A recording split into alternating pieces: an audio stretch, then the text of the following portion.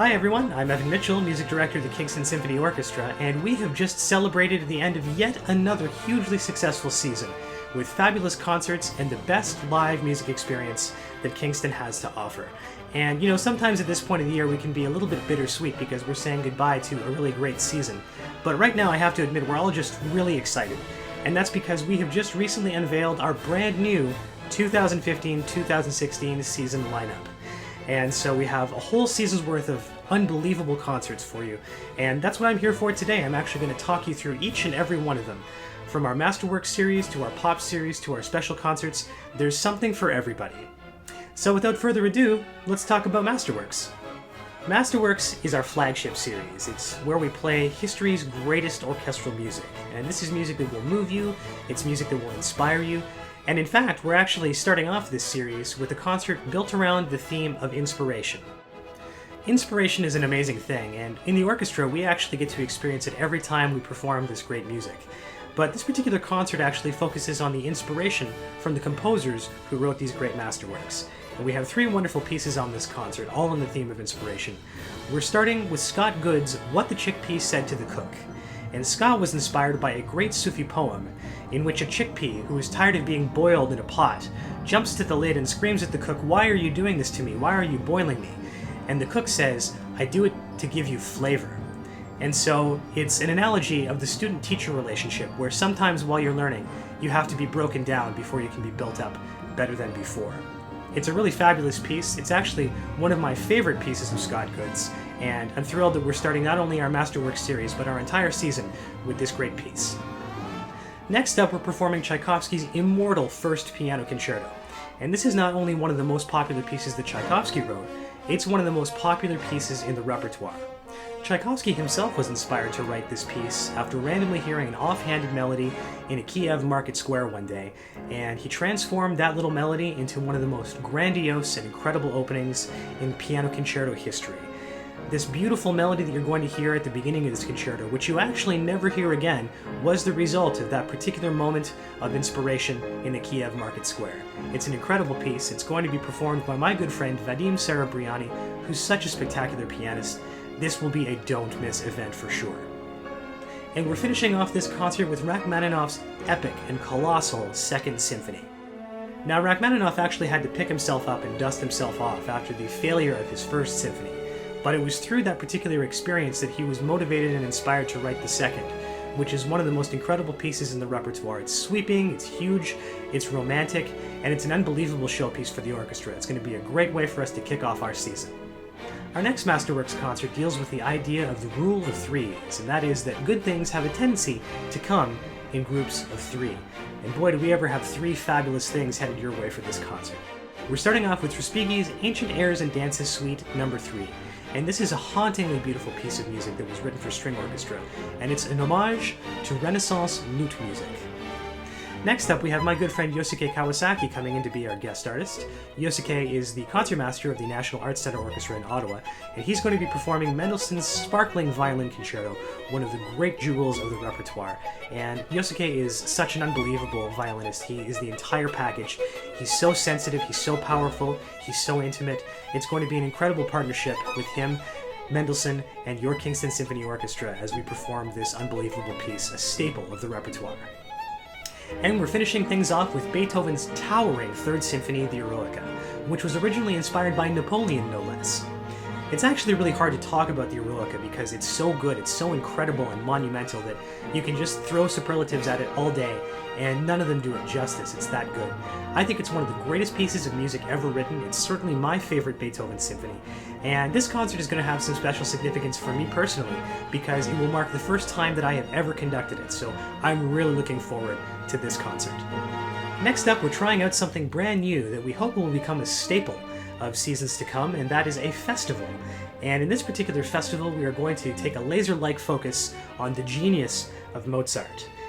And when I say a laser-like focus on Mozart, I don't just mean on Mozart's music, but we're taking a look at a specific 6-week period in Mozart's life where he wrote his last 3 symphonies. That is Symphonies 39, 40, and 41. And you did hear that correctly, he wrote all of these 3 symphonies in a span of 6 weeks. So that averages about 2 weeks per symphony. Absolutely incredible, one of the greatest creative spurts in all of history, and one of the most amazing facts about this particular streak of genius is that if you take a look at the individual pieces, starting with Symphony No. 39, Mozart was looking backward, paying homage to the music of the past. If you take a look at Symphony No. 40, his incredible towering G minor symphony, one of the most popular symphonies ever written, that was where he had his finger directly on the pulse of the music of the time. And then Symphony No. 41, the Jupiter, is so forward-thinking and so ahead of its time that it seems almost impossible that someone in Mozart's era could have written this piece of music.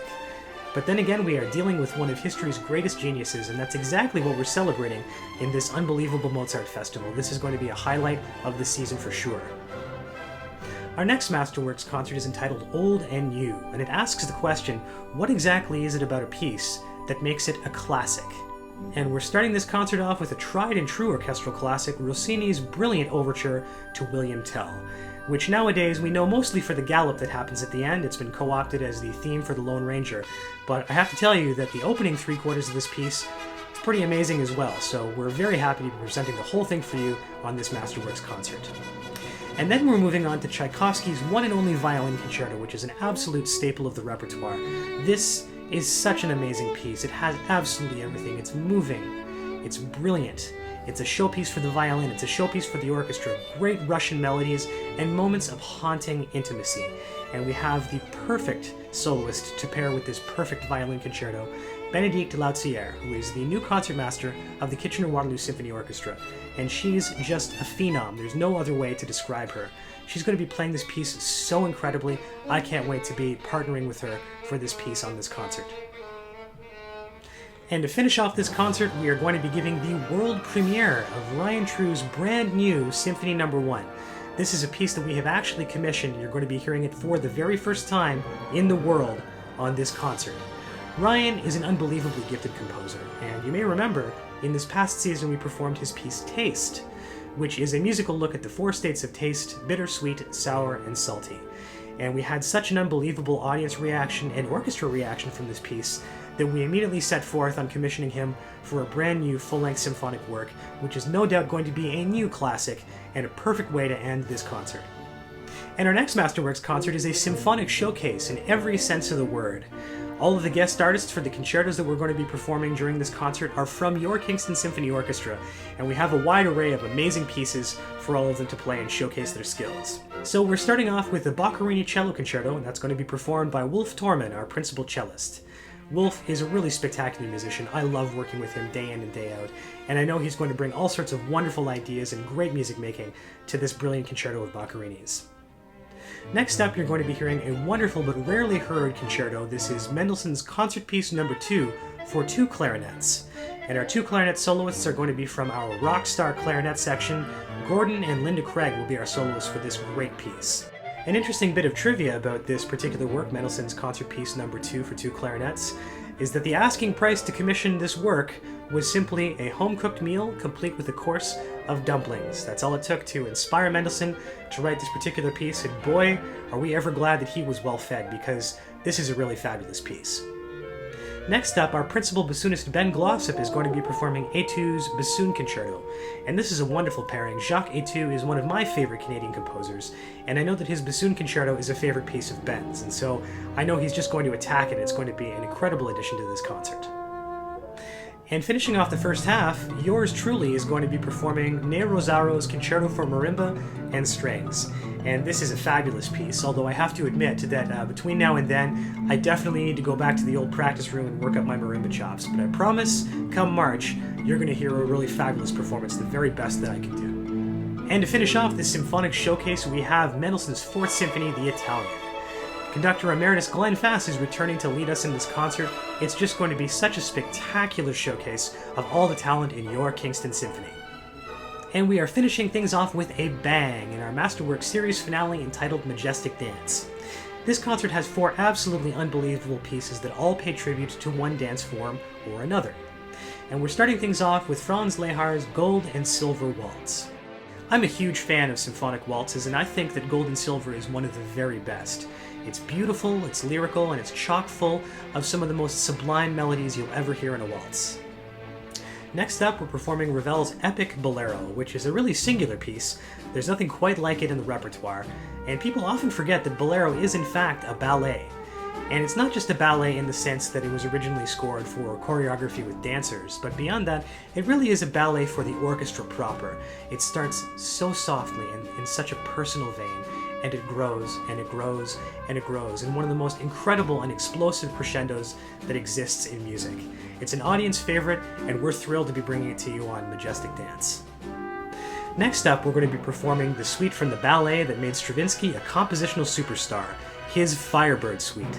This is one of the most colorful and shimmering pieces in the repertoire.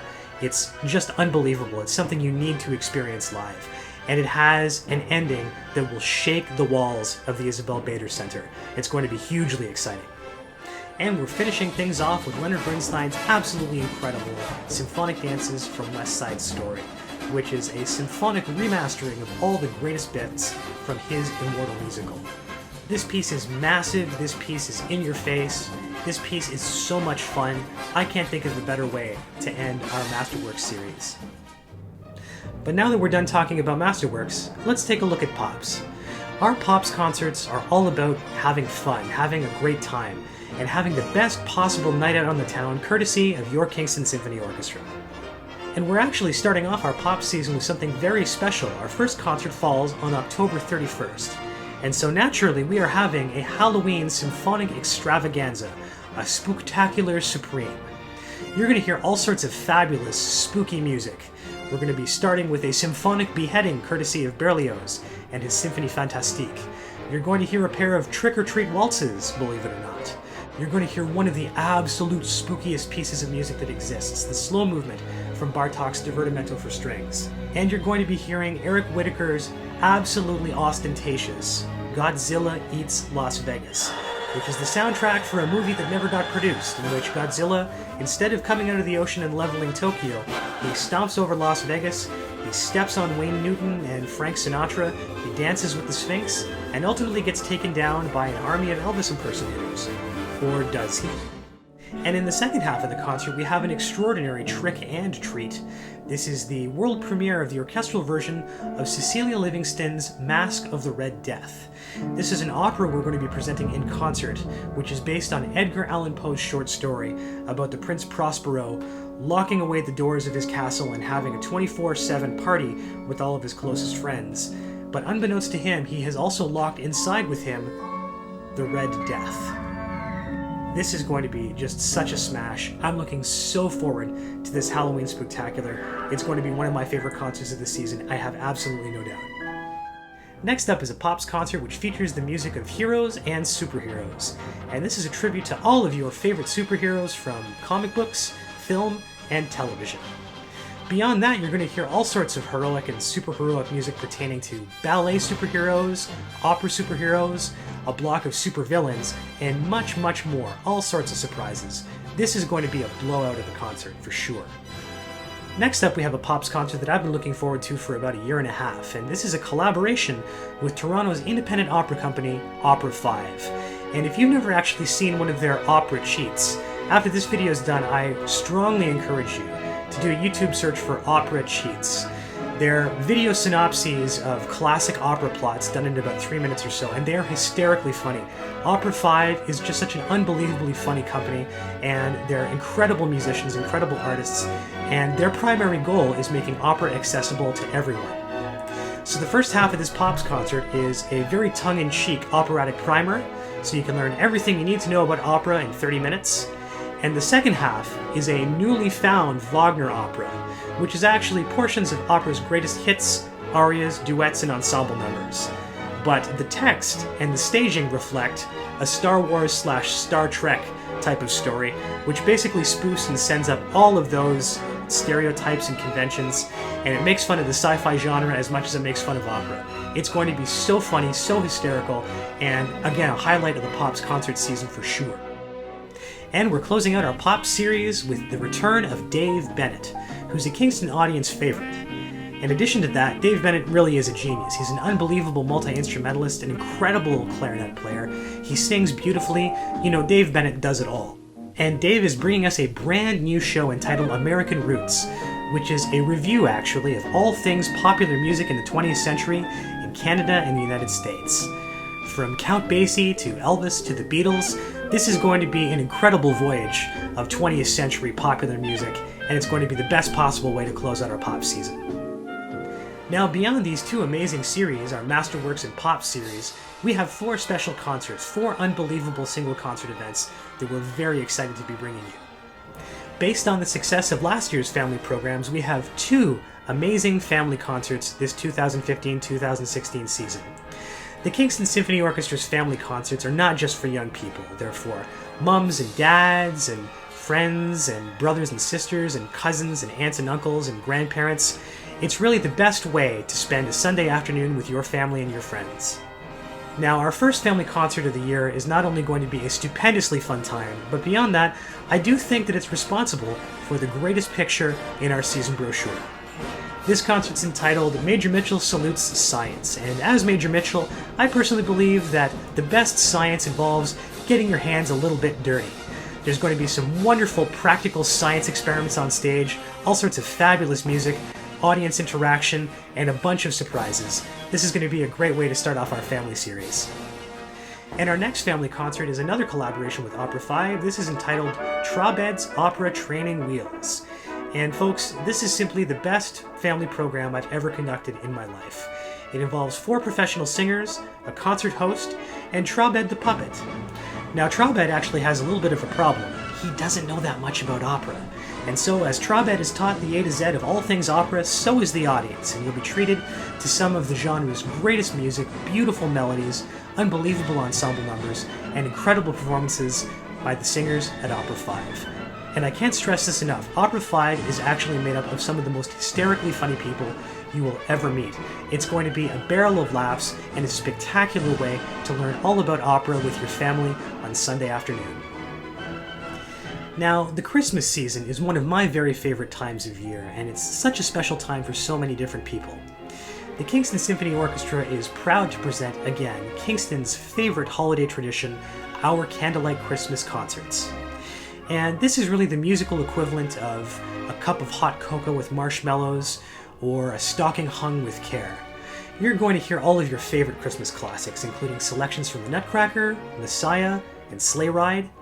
We're going to be joined by our friends from the Kingston Choral Society, and there's going to be, of course, an audience sing-along of your favorite carols, and much, much more. This is an unbelievable way to celebrate Christmas with your family and the Kingston Symphony Orchestra. And last but certainly not least, we are presenting a very special performance of Beethoven's Ninth Symphony, his Ode to Joy, one of the most popular pieces in history. And as if Beethoven's Ninth Symphony weren't special enough on its own, for this concert we're unveiling a brand new format that we're hoping will become a new concert series entitled The Full Score. So what's the full score all about? Well, the first half of this concert is a multimedia presentation hosted by yours truly, in which we use slides, projection, and live orchestral examples to dig deeper into this monumental work and find out exactly what it's all about. You'll get ideas about what to listen for and unique insight on exactly how this piece is put together. Then, the second half of this concert will be Beethoven's Ninth Symphony performed uninterrupted. This will be a unique and spectacular way for you to connect in a very personal fashion with Beethoven's masterpiece and gain all sorts of incredible insight about what makes it so special. So there you have it, our 2015-2016 season, which is chock full of amazing concerts and the best live music one could ever hope to experience. We're thrilled to be presenting this to you because it is an outrageous lineup of concert experiences that are going to thrill you and move you and inspire you and entertain you. It's really a concert season that has something for absolutely everybody. Remember that subscribing is always your best value, and I'm looking forward to seeing you in the concert hall.